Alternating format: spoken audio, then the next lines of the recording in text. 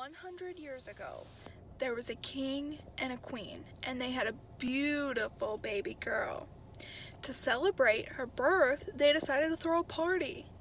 Everyone was invited, but they forgot to invite one fairy. This fairy was so outraged that she did not get an invitation. She busted into the party and put a curse on their baby. And she said she will prick her finger and fall asleep for 100 years. Well, of course, the king and the queen didn't want anything to happen to their baby. So they took away everything that could hurt her. They wanted to protect their baby. So she was pretty much locked away and had no fun, no childhood, just locked away. When she turned 18, they decided to let her out, and she was able to go outside for the first time and roam through the castle.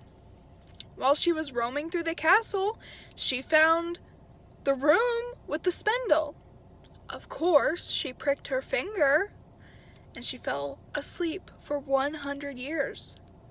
Everyone else in the kingdom fell asleep for 100 years too. Can you imagine being asleep for 100 years?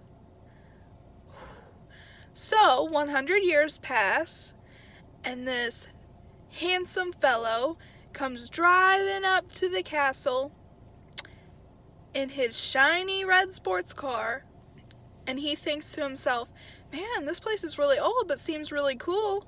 So he walks inside and just kisses her, and she wakes up after 100 years, and she's like, whoa, who are you? Why are you kissing me?